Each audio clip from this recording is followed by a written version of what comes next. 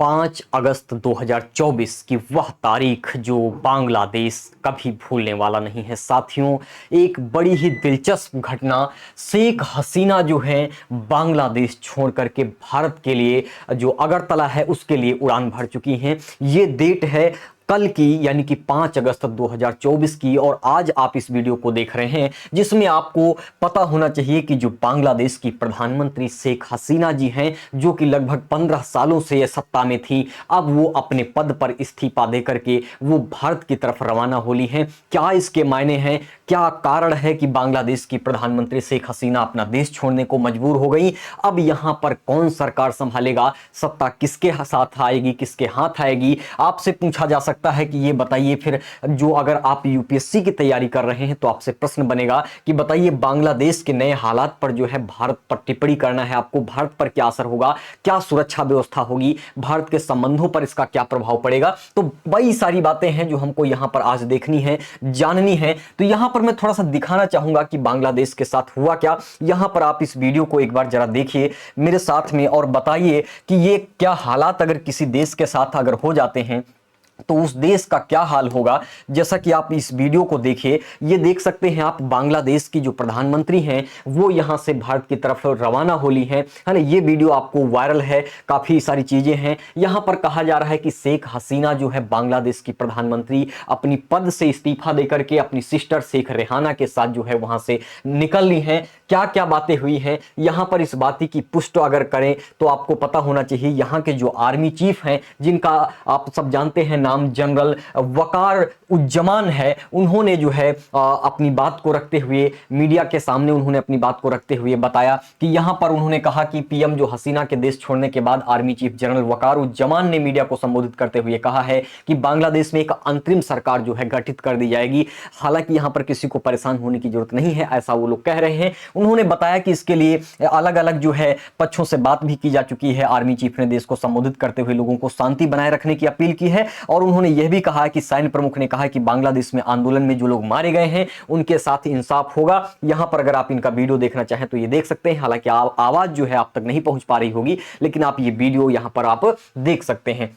साथियों, अगर बात करें हम शेख हसीना के बेटे साजिद वाजिद की, है ना, सजीब वाजिद इनका नाम है, सजीद वाजिद जॉय, उन्होंने बीबीसी को बताया कि जो है उनकी मम्मी यानी कि शेख हसीना जी जो हैं न्यूज आवर को बताती हैं कि वो जो है रविवार को ही यानी कि संडे के दिन ही वो जाने का प्लान बना चुकी थी। और उनकी उम्र उन्होंने बताई कि जो इस समय उनकी उम्र है उस उम्र के हिसाब से, जो जैसा कि आप देख पा रहे होंगे, वाजिद ने राजनीतिक वापसी जो है उनकी कहा संभव नहीं है। 70 साल की उम्र है, अब वो संभवतः सत्ता पक्ष में कभी नहीं आएंगी, है ना। तो ऐसी बात जो है इनके बेटे खुद ने ही बात बताई है। साथियों, यहां पर और क्या क्या हालात बने हैं, कैसी कैसी बातें हुई हैं, आप यहां पर जरा इस वीडियो को देखिए कि बांग्लादेश की राजधानी ढाका में हालात बहुत बेकाबू हैं। बड़े पैमाने पर लूटमार की घटनाएं हो रही हैं। हजारों प्रदर्शनकारियों ने प्रधानमंत्री शेख हसीना के आधिकारिक आवास जो उनका है वहां पर आप देख पाएंगे, ये आप वीडियो की आवाज सुन सकते हैं। यहां पर वहां पर धावा बोल दिया है, लोग पेंटिंग उतार रहे हैं, तस्वीरों पर खेल रहे हैं, सोफे पर बैठे हैं, है ना, सेल्फी ले रहे हैं। ये आप आवाजें सुन सकते हैं यहाँ की, ठीक है।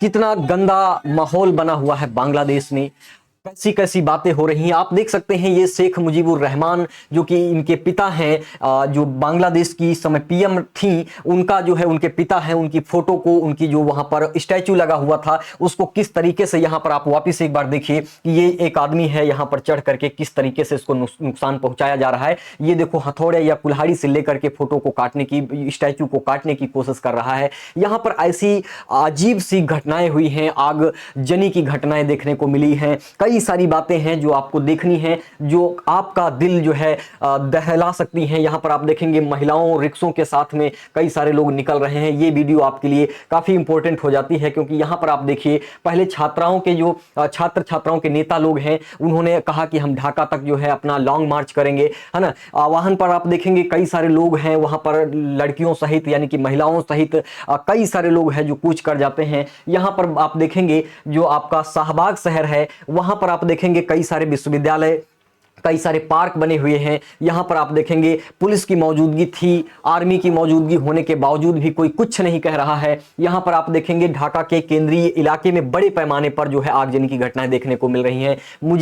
जो म्यूजियम है, पुलिस हेडक्वार्टर की बिल्डिंग पर प्रदर्शनकारी जो है हवाले कर दिए हैं, आग के क्षेत्र में सबको ढकेले दे रहे हैं, वहां की कई सारी चीजों को जला रहे हैं, शेख मुजीबुर रहमान की फोटो मूर्ति स्टैचू को तोड़ रहे हैं। यहाँ पर आप देख सकते हैं वीडियो फुटेज में सामने आप देख सकते हैं कि यहाँ पर जो है कि एक जो हसीना का आधिकारिक आवास जिसको आप गढ़ भवन के नाम से जानते हैं, वहां पर जो है लूटपाट हो रही है। अगर मैं यहाँ पर कुछ वीडियो के कुछ फोटोज इमेजेस के माध्यम से आपको मैं दिखाना चाहूं तो यहाँ पर आप देख सकते हैं कि किस तरीके से यहाँ पर लोग फोटोज को ले जा रहे हैं, इस तरीके से आगजनी की घटनाएं हो रही हैं। शेख मुजीबुर रहमान की जो स्टैचू है उसको नुकसान पहुंचाया जा रहा है। कई सारी घटनाएं जो आपका दिल बहला सकती हैं। ये कुछ फोटोज को देखिए आप एक बार, किस तरीके से लोग मजाक उड़ा रहे हैं। जो शेख हसीना है उनके घर के अंदर घुस करके इस तरीके की घटनाएं आपको सामने देखने को मिल रही हैं। अब साथियों इंपॉर्टेंट बात यह है कि ये जो शेख हसीना जी हैं वो अपना घर छोड़ने के लिए क्यों, या कह लीजिए अपना देश छोड़ने के लिए क्यों,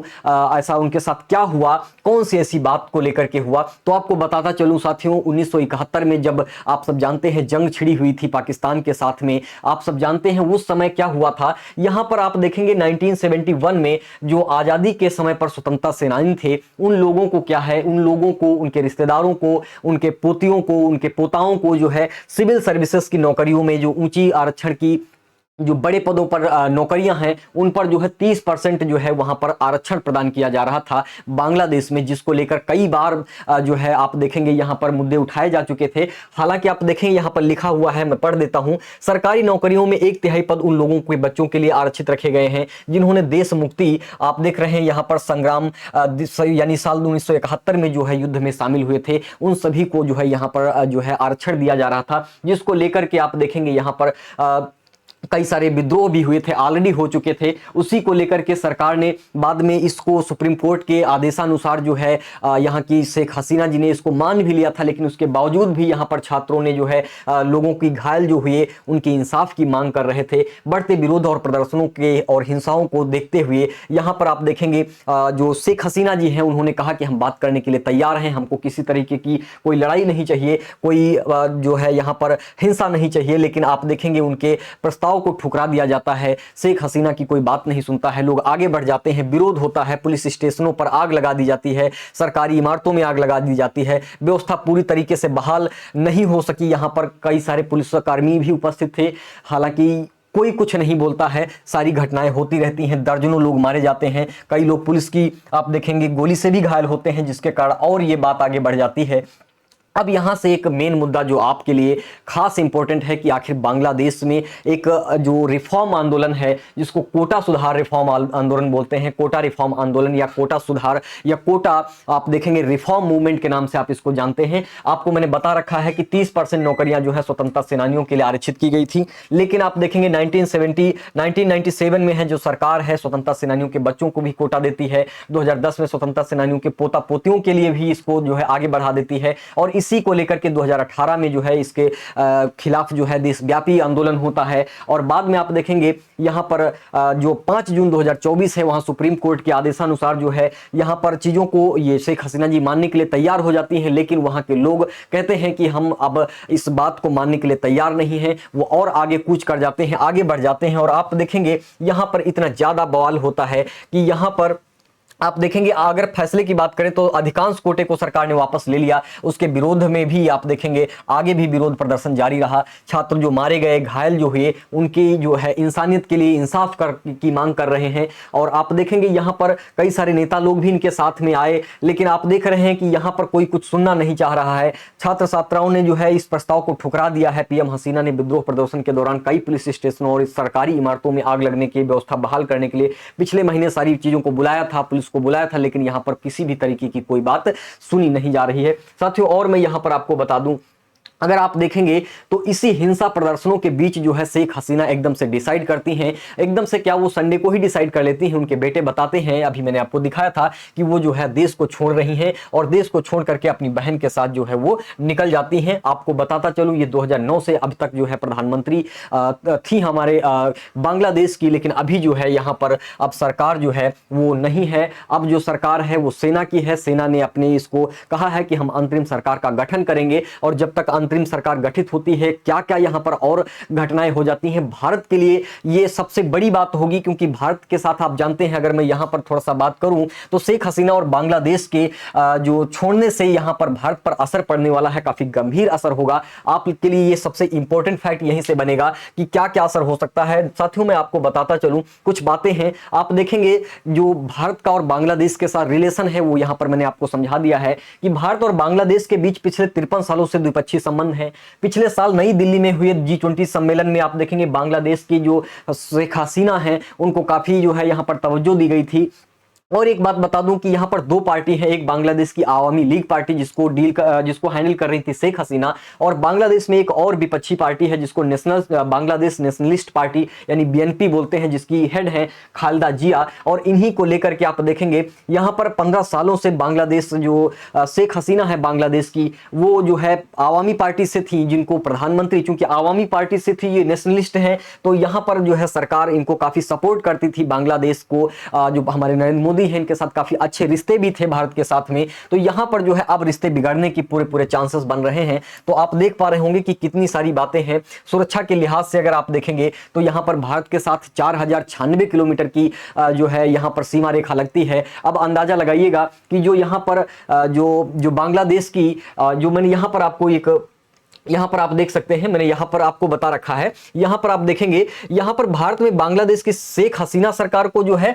नेशनलिस्ट बांग्लादेश की जो पार्टी है, जो नेशनलिस्ट जो बांग्लादेश की पार्टी है उसका जो झुकाव है वो कट्टरपंथ की तरफ है। आप देखेंगे वो हमेशा पाकिस्तान की और चीन की वकालत करता मिलता है, और आप सब जानते हैं पाकिस्तान चीन भी आपस में दोस्त हैं जो कि हमारे दुश्मन हैं। तो जिस वजह से आप देखेंगे यहां पर जो हमारी जो अभी करंट टाइम में जो आप कह लीजिए कि जो आवामी लीग है जिसको शेख हसीना जो है जिसके हेड थी, आप देखेंगे उस पार्टी को हम लोग, क्योंकि वो लिबरल थी, सेकुलर थी, डेमोक्रेटिक थी, इसलिए हम लोग उसको ज्यादा वरीयता देते थे। लेकिन अभी अगर मान लीजिए कि यहां पर इनकी सरकार चली गई है, या कह लीजिए जब यहां इनकी पार्टी नहीं रहेगी और किसी पाकिस्तान या चीन जैसे दुश्मन देश को अगर मानने वाली सरकार यहां पर बनती है, तो हम लोगों के लिए सबसे ज्यादा विषम परिस्थिति यहां पर बनेगी। अपने देश के लोकतंत्र के लिए खतरा उत्पन्न हो जाएगा। आप देखेंगे ये जो BNP है, जो बांग्लादेश नेशनलिस्ट पार्टी है, ये चीन का समर्थन करती है, इस्लामिक राजनीति की बात करता है। तो शेख हसीना जब नहीं रहेंगी तो पाकिस्तान और चीन की तरफ जो है ये बांग्लादेश जाता हुआ दिखाई देगा। और आप सब जानते हैं बांग्लादेश जो है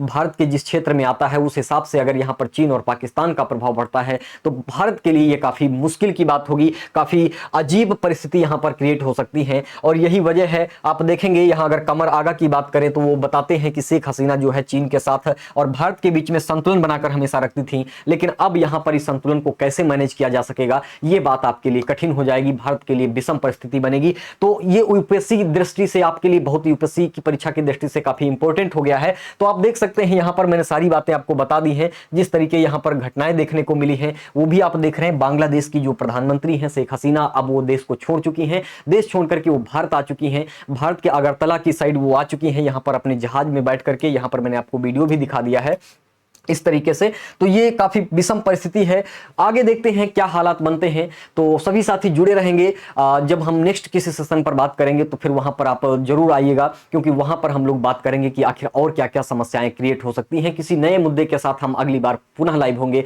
तब तक के लिए नमस्कार, जय हिंद।